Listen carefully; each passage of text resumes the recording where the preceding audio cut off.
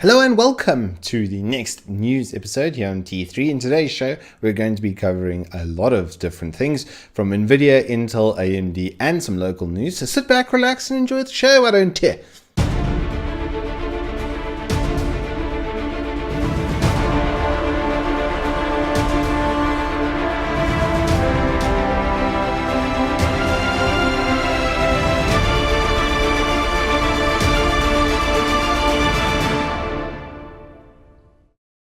Now, when I go onto the Nvidia site, I'm a little bit concerned because absolutely every single piece of news that's on there is just AI, and more AI. Have these guys not seen Terminator? Do they not know how this ends? It's just a little bit concerning, really, because when does it learn to take over the world because humans are inefficient and do horrible things to each other? Surely at some point the machine will learn that and then go, well, enough of this. But anyway, without further ado, yeah, just a lot of AI stuff really happening from Nvidia. They seem to be focusing a lot more in those spheres than normal, really. And they've also entered a race, as it were, for cloud gaming. Now, their gaming service does have as many as 300,000 active people on it already, with about 1 million more customers in the queue. And that's not a small number for any kind of streaming service, Amazon and co would tell you. That's quite impressive. Now, Google Stadia is of course also on the map, but I think, well, with so many field demos out, there's just a massive lead that Nvidia's already got for themselves as far as that kind of goes. But I just don't see it really taking over the diehard kind of fans until the input delay reduction is reduced to a point that it feels like you're playing on a 144 Hz monitor no matter what. Now, 1 millisecond is 1 millisecond, but it's also kind of where things are decided. Especially if you look at like a racing game, for instance, like Project Cars, you'll notice that on the leaderboards, the time differences are very, very, very small. And that's where everything counts. So I don't think it's going to take over the kind of mainstream, but for casual gaming, 100%. And this is, I would say, quite concerning.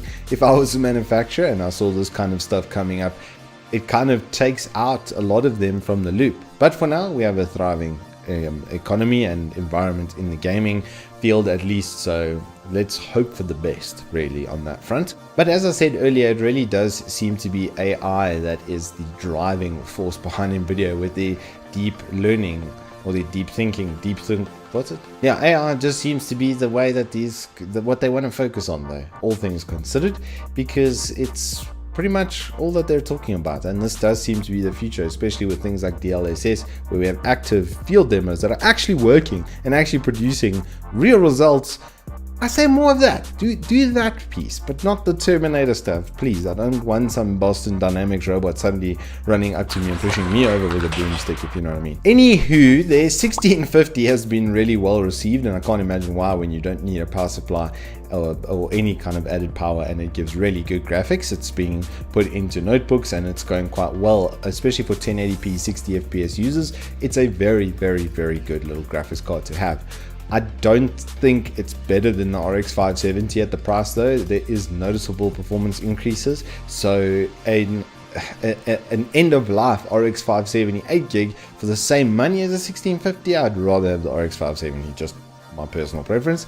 Alright, on to AMD. With more AI, their deep learning effectively should be ready by 2021, which is a little bit of a ways off. It is a 2-year gap in which Nvidia gets to refine a process that they've already started, so I don't see them catching up very quickly on that front. But this is going to be in that new supercomputer that they're putting together that's going to be massive, and it's going to have all the giga-teraflops and huge amounts of processing power, way more than any home user should ever have. But yeah, it's quite a promising project. I just worry, once again, AI, huge amounts of compute power, this just leads to a Terminator place, guys, come on. AMD also has a Ryzen 7 2700X and their Radeon 7 in a 50th anniversary package, which is pretty cool on the kind of eve of their launch, being about 2 months from now. They are going to completely smash those processors. There's nothing on the graphics roadmap that says they'll be releasing anything in the near future. Probably at the end of the year, we'll see some Navi chips. Please, hopefully we need some 7nm goodness there from AMD. They also have some really interesting R series, R1000 series Ryzen chips that are coming to the notebook platforms and to the mobility platforms. I do also see this being able to be used in systems like Intel's NUC, so we will get really small high compute power kind of devices out of that. And then they have also released the specs for their mobile series chips. Not as many cores as I would have liked to have seen on this kind of platform, although very good wattage. Only 15 to 25 watts. I mean, that's nothing. And 15 watts on a quad core with 8 threads that can go to 4 gigahertz is going to be really good for mobile gaming. So if you pair up something really nice with that, nothing from AMD stable at the moment, unfortunately. All of it is going to have to come from Nvidia, just because their thing is so much more efficient at the moment. If you pair that up with an RTX 2060 or 2070, you're going to be having a great time. I don't doubt that. And it should still have a very good battery life, because there's discrete graphics on chip. So there are some Vega cores on that chip, which will be able to run it with in that 15 to 25 watts instead of using the other discrete GPU in the RTX, which that uses about 100 at minimum to probably about 200 watts on an RTX 2080 in a notebook platform. That's a lot. That's a big, you're talking power brick of note. Like that GT75 we reviewed had a 330 watt power brick. It was enormous. So I kind of want to avoid that a little bit, especially if I'm going to be mobile gaming and carrying around a proverbial power station.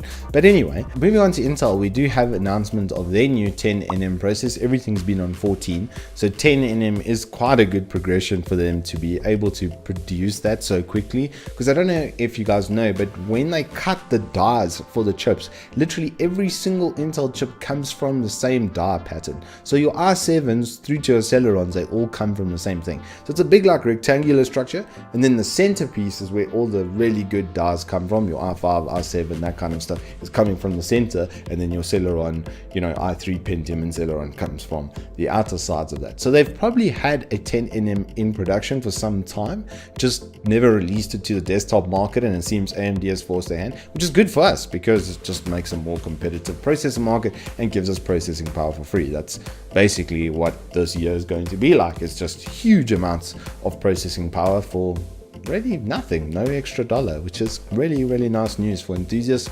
developers, anybody that uses a computer. Really, it's good news. They are going to start with the mobile chips first, however, with these things, which is a very smart move for them, because if you look at the trend of desktop sales, enthusiast sales is the only place that it really grows. The remainder is all falling into notebook. So if you can attack that new threat from AMD immediately with a better chip, then that makes a lot of sense. So that's probably why they're doing it in that maneuver or that process that they're going with. So we'll have to see how that plays out. Moving on to their 7nm, that will also be only coming out in 2021 for their processors, and that's quite late, especially with AMD releasing their first 7nm stuff now. It basically means that for at least 2 years AMD is not really going to be challenged on a price versus performance basis, and then when Intel finally equalizes, they will have lost so much ground to AMD, honestly, in just general desktop stuff, that AMD is going to be able to dictate the market. So we're seeing a complete reversal of what happened when Intel launched their Sandy Bridge stuff about 7 years ago now. So that's really good going from AMD, especially from a company that was struggling so much in CPU, to suddenly have really good competition for them. It just means good times for us as enthusiasts. We're like, oh yeah, awesome chips for low monies. That's what I'm talking about. Their discrete GPU information says that it will only be launching in about 2020, which is not too far off. I suppose it's a year and some change, but I want it now. And their 7nm stuff is only 2021. So by that measurement, we should have AMD stuff once again for around 18 months before there is a real competitor to that. And if Navi and the Vega 20 kind of progression is to be believed, then it's going to smash everything. Like, there's just so much more compute performance on the chip because of their 7nm process that it's just almost impossible to compete with that. But that's a good thing, because then it's going to drive the market forward and the other manufacturers will try harder, and then we get more awesome stuff once again. Now to South African news. What's happening with local products in South Africa? A big concern, I started off very enthusiastic, but a big concern currently is that 5G seems to be being rolled out all around South Africa. Now, this product hasn't gone through extensive testing, and the testing that it has gone through has been sketchy, pretty much to say the least. It's basically microwaving you, it's cooking you. So if you see these towers popping up all over the place, that's a bad thing, because it's literally going to cook you alive. It's cooking birds. Like, there was a case of it in The Hague in Netherlands where it literally cooked birds. Now Elon Musk and co and Mr. Bill Gates want to launch a bunch of satellites with this technology into low orbit and literally cook us inside the planet. This seems crazy. Am I the only one that thinks that though? Like, it just, I don't know, it feels a bit mad. But anyway, it's being rolled out here in South Africa at the moment. It does promise really good speeds and really good connectivity, but I'm not sure if that warrants us cooking ourselves like in a microwave. I don't know. I'll put it to you. What do you guys think of that? In brighter news though, HP and AMD are investing locally in education in a big way, along with On Target, which is a sports training academy, which is now getting into esports. We're actually going to be working quite closely with them, and it's a very, very exciting project. I literally cannot wait to get started on the main kind of things for them. I think it's going to be really, really awesome. They have a huge amount of student body that they're going to be able to interact with, and that we're going to be able to run esports tournaments for and teach them how to game properly and all of these kind of things, because the reality of our country is access has been limited. So I definitely think that the best esports player in the country is probably sitting playing football or playing rugby or tennis or something like that at some school, you know, instead of playing games where they should be, man. It's the pinnacle of human evolution. Let's go. In all seriousness though, this is also in conjunction with a fantastic organization called IESA, which is really bringing all of these kind of parties together and getting this project started. And it's just so cool to see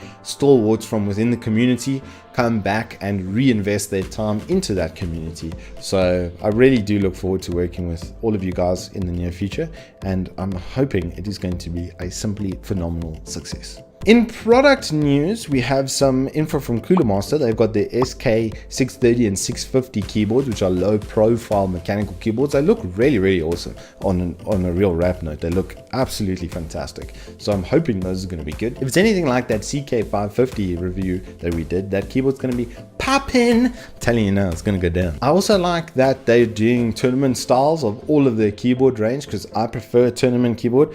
Numpad is nice for when you're working, not so great for when you're traveling and gaming, and I do a lot of that because landing is life. We also have news of the Cougar Gemini S coming to South Africa. For a whole 1,300 Rand, you get dual 360mm rad support. That is a really, really nicely put together chassis. It does look a lot like the Lian Li of the kind of it's similar, let's just put it that way. I don't really know how else to say it. It looks the same, but at a significantly reduced price and a really good layout. I found that the build quality of the Cougars, especially with their cases, is mwah, so that should be a good one for 1,300 rands. We've got their new SPB fan kits, which are fan lit addressable RGB Vortex fans. We've done Vortex fan review on the channel as well. Those are fantastic, especially for water cooling setups, so that'll combo nicely there. Then they will also be bringing their Speed EX mouse pads to the country, and the XL, I'm told, will be as low as 299 Rand for a full desktop pad. Now it's fully braided and rubberized on the bottom and splash proof, so it ticks all of those boxes. But 300 Rand, that is a really, really good price for a full desktop pad. We'll have to see what the quality is like when they do launch, but that's caught my attention, I'll tell you that much. Now, to end this off on a bit of a lighter note, I noticed something that was quite interesting happening in the fashion realm. While I'm not exactly a very fashionable human being, I did notice that Louis Vuitton has decided to go and slap some AMOLED displays on their handbags. Why? Why have you done this? For what reason? Am I going to sit on the train watching advertisements, or is this a new way to get your plugs out your brand? Like, I'm wearing my brand today. You know, like vibes like, what are you What is the purpose of that? I don't even understand. Does your bag now have a battery pack in it? Maybe if you can use it to charge your phone as well. No, it's silly. I don't know why you've done this. It's fantastic, but it's also seemingly completely pointless. But good on you, Louis Vuitton. I definitely think you have the first television handbag in the world. Guys, thank you all so much for watching. Do remember that we have a competition running at the moment for some awesome CM gear, some free stuff that I'm busy trying to throw at your guys' faces. So please help me throw some free stuff at your faces. That'll be great. I mean, come on. Let me just take the free stuff. Just take the free stuff, okay? Thank you. We will be having our Game Gears headset review out this Thursday. I'm carrying on with their water cooling kits as we speak, and their cooling to see what that's all about, which we will have for you in the following week. And that will finish up. Actually, no, wait, we've got the mouse as well, which we still need to do. So yeah, lots of game deals still coming to you over the next few weeks. So you'll be able to know what that's all about. But generally, so far, I must say, I've basically used everything and their quality is so don't worry about that. I think it's a good purchase. It's very good value for money, especially if you're happy with the warranty terms. And thank you. That's all we have time for today. We do hope that you've enjoyed the news. And please, guys, comments down below. Let me know what you like, what you didn't like, what you'd like to see more of. We love hearing back from you. Thank you and goodbye.